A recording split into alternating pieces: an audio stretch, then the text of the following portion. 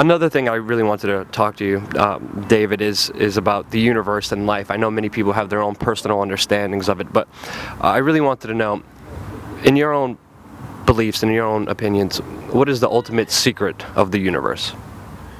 The ultimate secret, I would suggest, is, and it's not really a secret, because people have known about it since any time we know. It's just that in the mainstream, that secret is a secret because it's suppressed from the population, because the liberation that the knowledge of that secret gives you in terms of power and perception of self and reality is so powerful that a population with any number of people, really, any sizable number of people in that awareness of this secret would never ever be able to be controlled by a few as people are today. And that secret is that we are, what are we? We are infinite awareness. People say, well, what are we? They look for form, they look for bodies, they look for this, they look for that. No, just imagine awareness, just awareness. And this awareness is infinite, and this awareness interpenetrates everything. Whether it's a tree, a blade of grass, anything, that awareness is there. The question is, what scale of awareness are you accessing? And that comes from our, what I would suggest is our point, the point of attention of that awareness.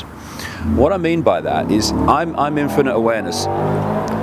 All that is, has been, and ever can be. All possibility. You know, people say, what do you mean all that is, has been, ever can be? You can't, you can, because what am I saying? I'm saying all possibility. And all possibility must be something that is and isn't, something that is everywhere and nowhere, something that is everything that has been, is, and can be. That's what all possibility is. So we are all possibility awareness.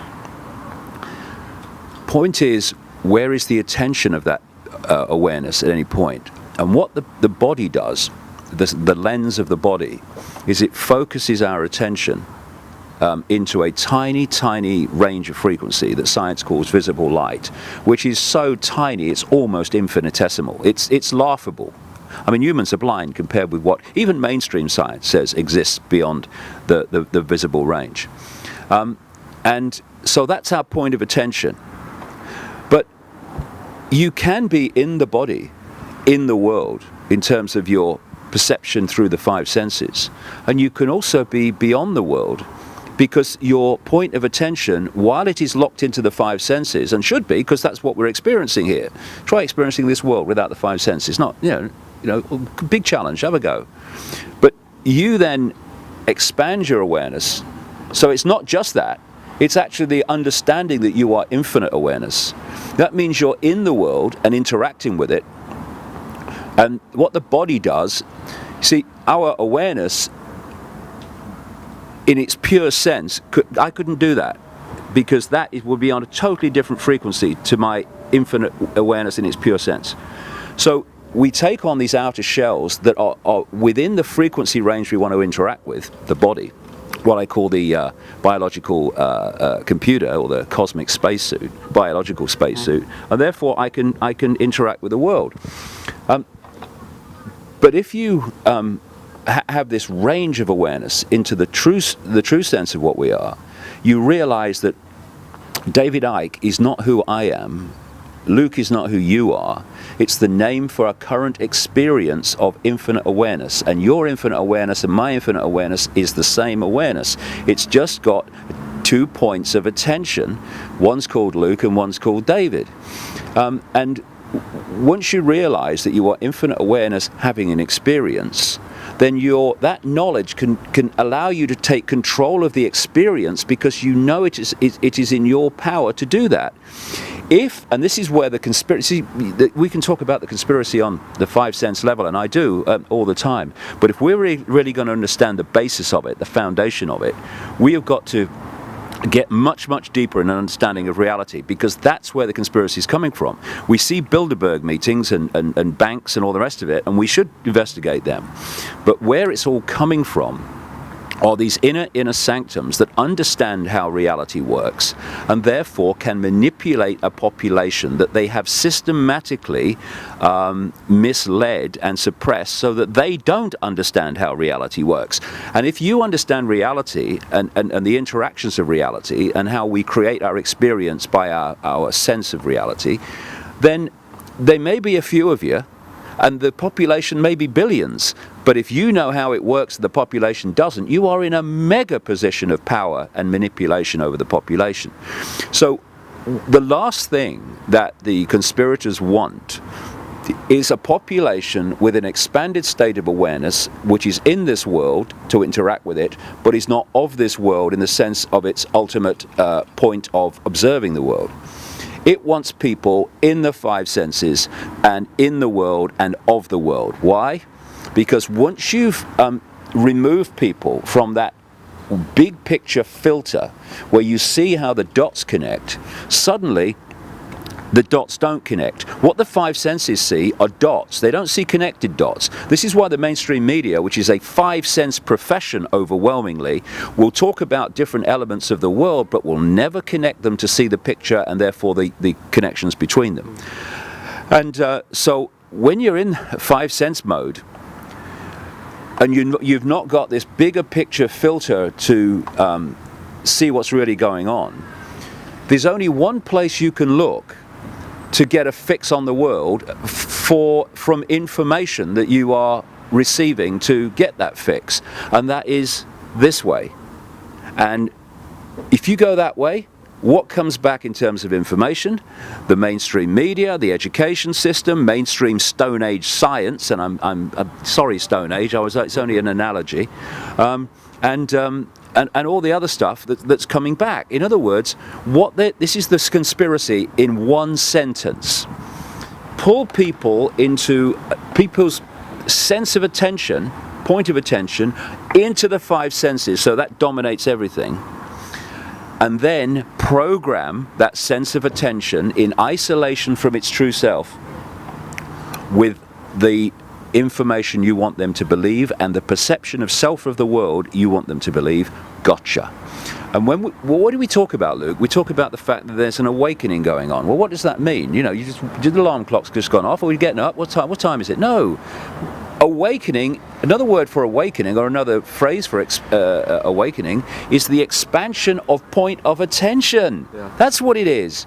So when people expand that point of attention, it's symbolically, it's like the five senses is looking at this red thing, which is a bit blurred. What's going on? And then as your point of attention expands, you realize it's a brick, and you realize it's a wall, and you realize it's a house, and then you realize it's a town and a city and a planet, and suddenly it makes sense. Yeah. But most people are looking at the blurry brick and saying, this is the real world, and it's really a world a program that we've been put into, so we don't see the real world. And there's a lot more to this world that we actually don't even see or perceive or understand. And many people have actually, when they use DMT, they actually say that this helps them understand the greater understanding of everything.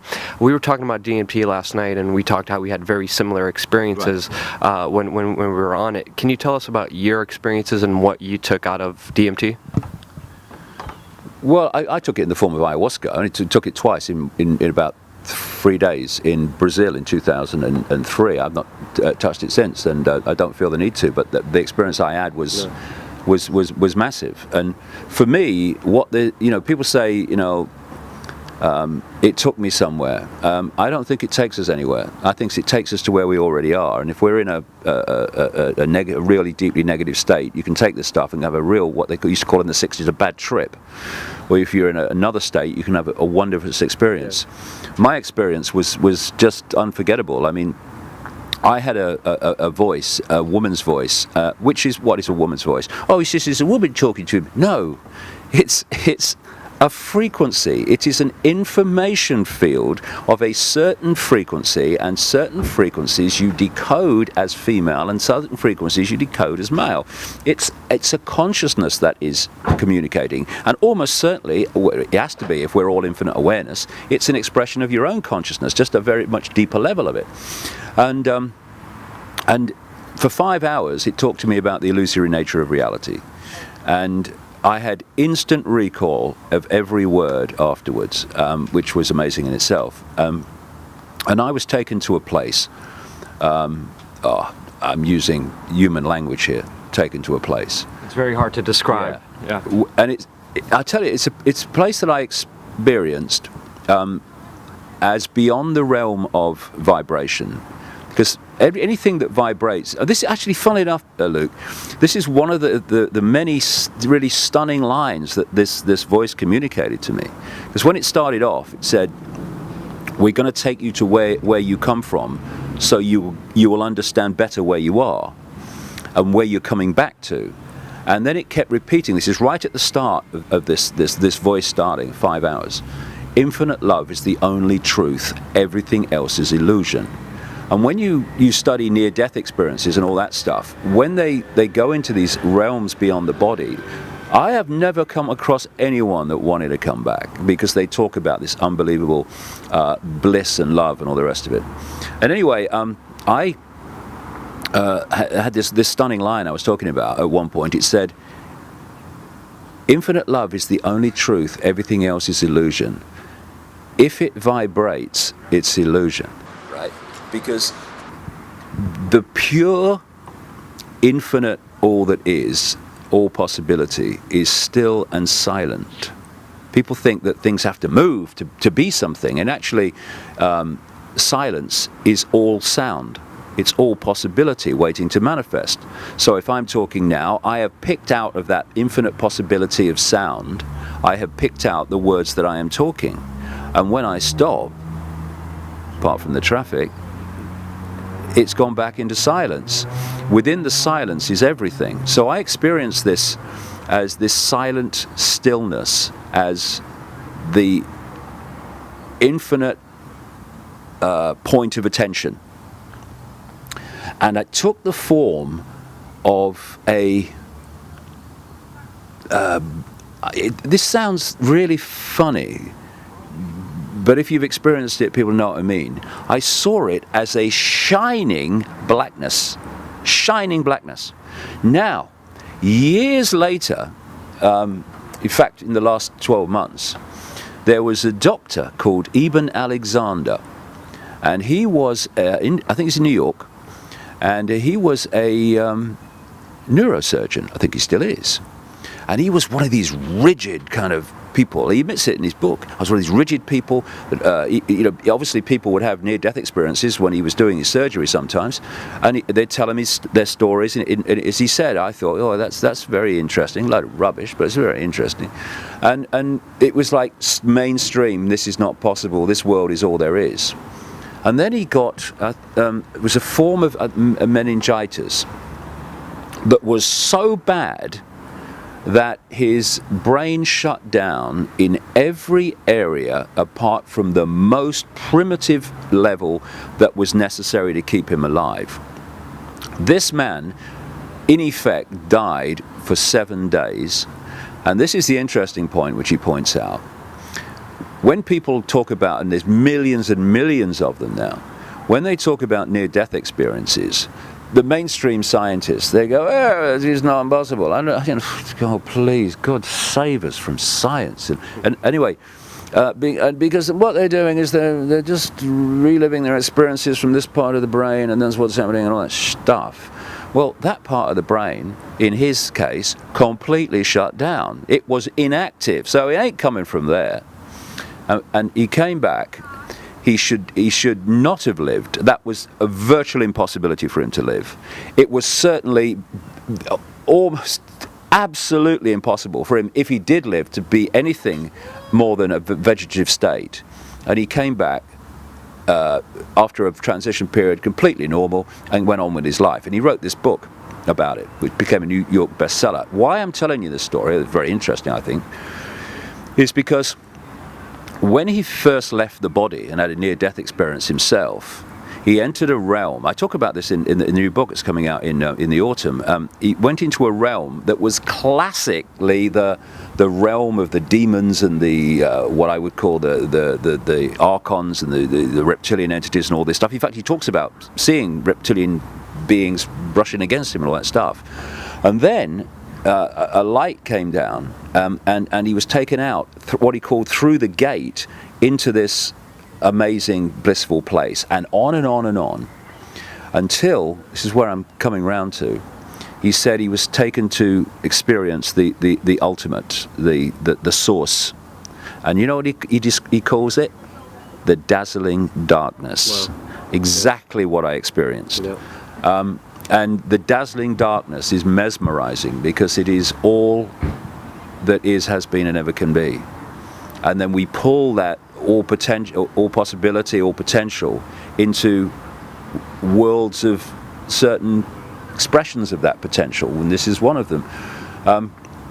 And so that experience with the ayahuasca, DMT, was massively important for me, because what I did then, you know, what I do when I research, I don't just take one thing and then say, well, that's all right then. I came back to England and I looked at the mainstream science in all the different areas to see if I could confirm that what was being said was true. Everything checked out, the whole bloody thing.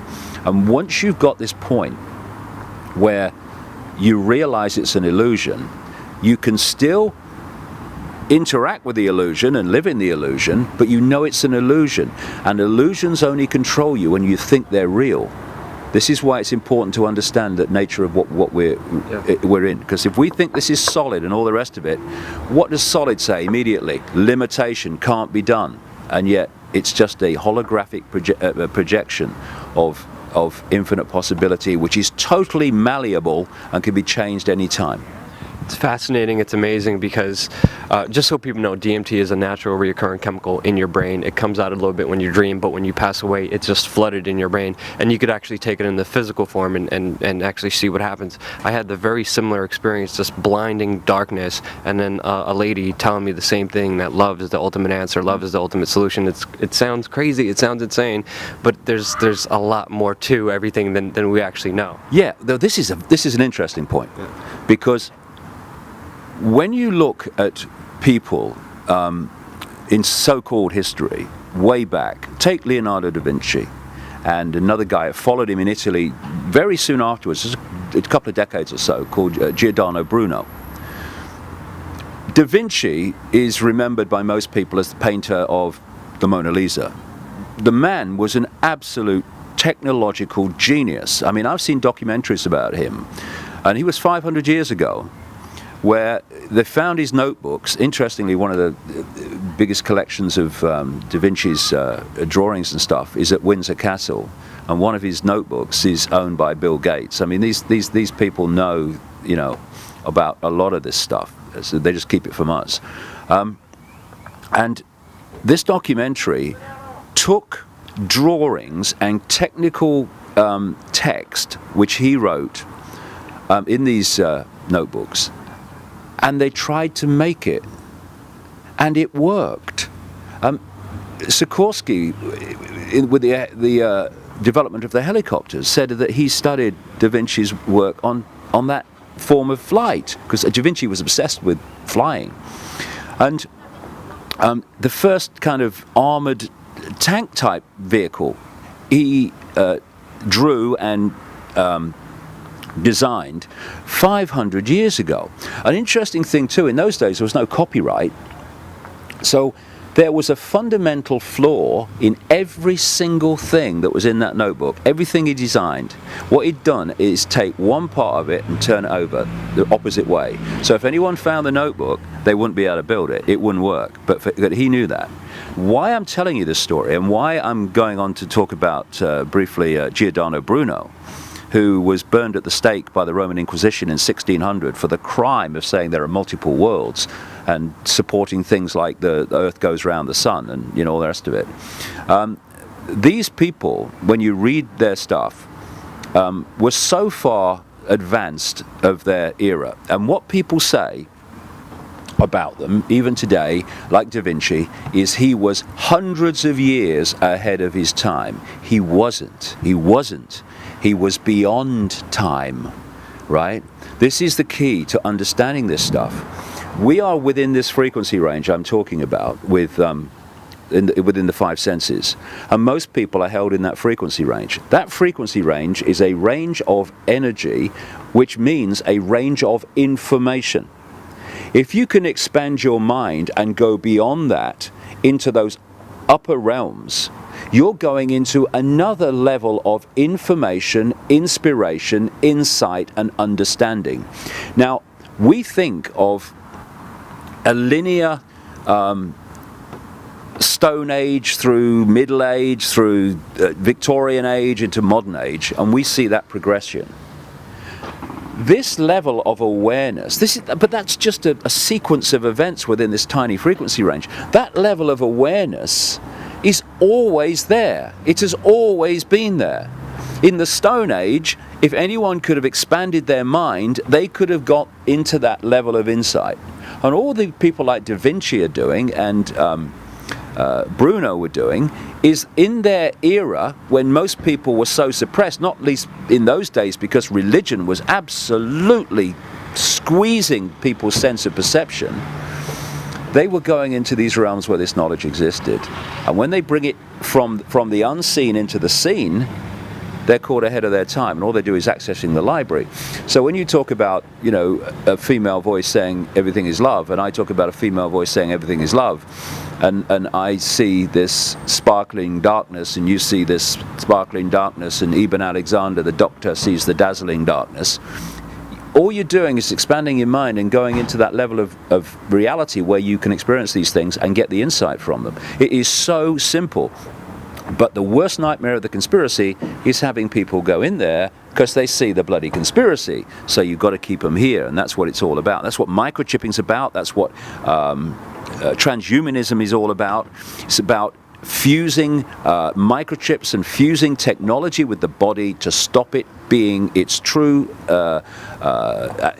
design, which is to be a vehicle for the body to experience this reality, but also allowing consciousness to expand beyond. They want to stop the second bit. That's what the microchip's about, really. I mean, many other things, but certainly that. Fascinating stuff. I know we were only supposed to do 5 minutes. I think we went way over that. 5 minutes with me. I've got verbal diarrhea. Amazing stuff. I just want to thank you so much for everything, Pleasure. David. DavidIcke.com. Check out the website. And Cheers, just fascinating. The people's Appreciate voice. it. He's on it.